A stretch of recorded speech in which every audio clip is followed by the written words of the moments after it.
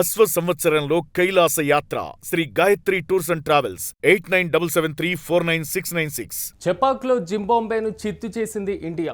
ఈ నేపథ్యంలో అభిషేక్తో పాటుగా హార్దిక్, తిలక్లు మాత్రం మెరిసినటువంటి పరిస్థితి కనబడుతుంది. 72 పరుగుల తేడాతో జింబాబ్వేపై ఘన విజయం సాధించారు. అభిషేక్ శర్మ 55, హార్దిక్ పాండ్యా 50 నాటౌట్. అదేవిధంగా తిలక్ వర్మ 44గా ఉంది. ఇక 256 4 పరుగులు చేసినటువంటి పరిస్థితి కనబడుతుంది టీమిండియా. ఇక జింబాబ్వే 6 వికెట్లకు 184 పరుగులు చేశారు. మొత్తం మీద జింబాబ్వే బ్యాట్స్మెన్ బెనెట్ 97 నాటౌట్గా నిలిచారు. ఇక player of the match Hardik Pandya నిలవడం జరిగింది.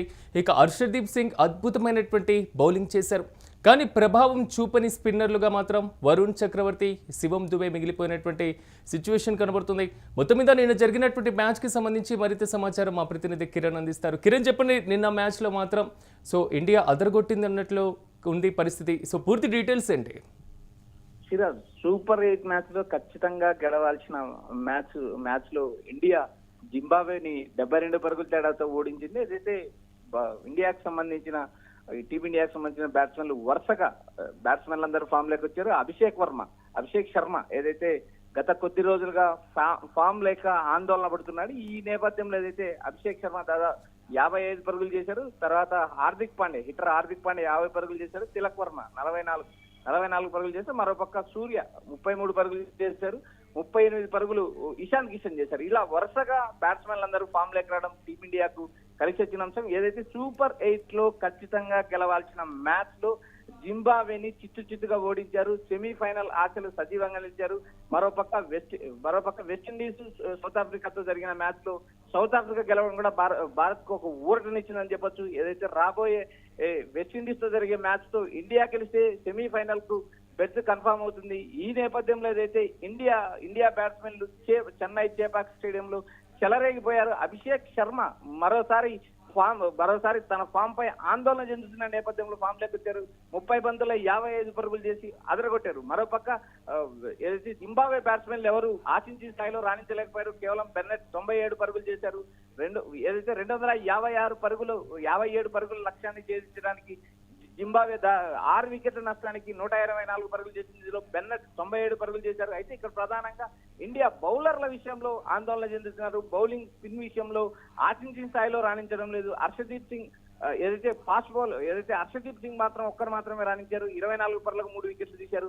మరోపక్క వరుణ్ చక్రవర్తి, శివం దుబే ఇద్దరు బౌలర్లు కూడా తేలిపోతున్నారు. చెరొక వికెట్ మాత్రమే తీశారు. అయితే టీమిండియా బ్యాట్స్మెన్లు అందరూ ఫామ్ లేక రావడం కేవలం బౌలర్ల విషయంలోనే టీమిండియా ఆందోళన చెందితే ప్రధానంగా చేపాక్ చెన్నై స్టేడియంలో జరిగిన మ్యాచ్ లో భారత్ ఒంటి చేత విజయాలు కొంతవరకు, ఎందుకంటే నిన్నకు వరకు ఉత్కంఠగా సాగినటువంటి నేపథ్యంలో టీమిండియాలో టీం ఏదైతే ఉందో ఆ టీంలో మార్పులు కానివ్వండి, నిన్న జరిగినటువంటి పిచ్ కానివ్వండి, ఈ రెండు కూడా ఇండియాకి బాగా కలిసి వచ్చినాయి అనుకోవచ్చా? ఇక్కడ ప్రధానంగా టీమిండియా మొదట బ్యాటింగ్ చేయడం కలిసి వచ్చిన అంశం. ఎందుకంటే ఇక్కడ జింబాబ్వే టాస్ గెలిచి భారత్ కు బ్యాటింగ్ ఇవ్వడం, భారత్ ఓపెనర్లు మంచి శుభారంభాన్ని అందివ్వడం, మరోపక్క అభిషేక్ శర్మ ఏదైతే సూపర్ హిట్ ఫామ్ లేక రావడం, మరోపక్క తర్వాత వచ్చిన సూర్య కావచ్చు, హార్దిక్ పాండ్యా కావచ్చు, వరుసగా బ్యాట్స్మెన్లు ఏదైతే ఫామ్ లో ఉండడం, ఏదైతే జింబాబ్వే బౌలింగ్ చిత్తగొట్టడం కూడా జరిగింది. ఏదైతే 256 పరుగులు చేయడం కూడా ఏదైతే భారీ లక్ష్యాన్ని ఇచ్చారు. మరోపక్క కేవలం బ్యాట్స్మెన్లే కాకుండా ఆశించిన స్థాయిలో బౌలర్లు రాణించాల్సిన నేపథ్యం ఉంది. ఎందుకంటే కేవలం హర్షదీప్ ఒక్కరే రాణించారు, 3 వికెట్లు తీశారు. మరోపక్క ఏదైతే టీమిండియా తరఫున మ్యాన్ ఆఫ్ ద మ్యాచ్ గా హార్దిక్ పాండ్యా నిలిచారు. ఏదైతే గెలవాల్సిన మ్యాచ్ లో ఇండియా గెలిచి చూపించింది. ఏదైతే రాబోయే వెస్టిండీస్ తో జరిగే మ్యాచ్ లో ఇండియా గెలిస్తే నేరుగా సెమీస్ కి వెళ్లే అవకాశాలు ఉన్నాయి. ఇప్పటికే సెమీస్ కు దక్షిణాఫ్రికా చేరింది. ఉండే జట్లు ఏదైతే దక్షిణాఫ్రికా ఇప్పటికే సెమీస్ జరిగింది. మరోపక్క ఇండియా, జింబాబ్వే, వెస్టిండీస్ ఈ 3 జట్లలో ఒక జట్టు మాత్రమే వెళ్ళాలి. అయితే టీమిండియా సెమీస్ జరగడానికి మరింత అవకాశాలు మెరుగాయని చెప్పొచ్చు. ఇక్కడ ప్రధానంగా స్పిన్నర్లలో భారత్ సంబంధించి టీమిండియాకు సంబంధించిన బౌలింగ్ విషయంలో కేవలం స్పిన్నర్ల విషయంలోనే ఆందోళన కలిగిస్తుంది. వరుణ్ చక్రవర్తి, ఇటు శివం దుబే తేలిపోయారు. ఏదైతే శివం దుబే ఒక ఓవర్లో ఏకంగా 26 పరుగులు జింబాబ్వే బ్యాట్స్మెన్ రాబట్టారు. ఇలా ఏదైతే బౌలింగ్ విషయంలోనే టీమిండియా ఆందోళన చెందాల్సిన పరిస్థితి. మరోపక్క బ్యాట్స్మెన్లు వరుసగా ఫామ్ లేక రావడం, రాబోయే వెస్టిండీస్ మ్యాచ్ లో నేరుగా గెలిస్తే టీమిండియా సెమీస్ కి వెళ్లే అవకాశాలు స్పష్టంగా ఉన్నాయి. అయితే ఎట్టకేలకు ఇప్పటి వరకు ఏదైతే దక్షిణాఫ్రికా మ్యాచ్ ఫలితం మీద ఆధారపడిన టీమిండియా దక్షిణాఫ్రికా కూడా గెలవడంతో ఊరట వచ్చింది. మరోపక్క నేరుగా వెస్టిండీస్ తో జరిగే మ్యాచ్ లో టీమిండియా గెలిస్తే సెమీస్ కు స్పష్టంగా చేరే అవకాశాలు ఉన్నాయి. Siraj. Right Kiran, thank you. మొత్తం మీద చపాకులో జింబాబ్వేను చిత్తు చేసింది టీమిండియా. అభిషేక్తో పాటుగా హార్దిక్ తిలక్లు మాత్రం మెరిసినటువంటి పరిస్థితి కనబడుతుంది. మ్యాచ్లో మొత్తం 72 పరుగుల తేడాతో జింబాబ్వేపై ఘన విజయం సాధించారు.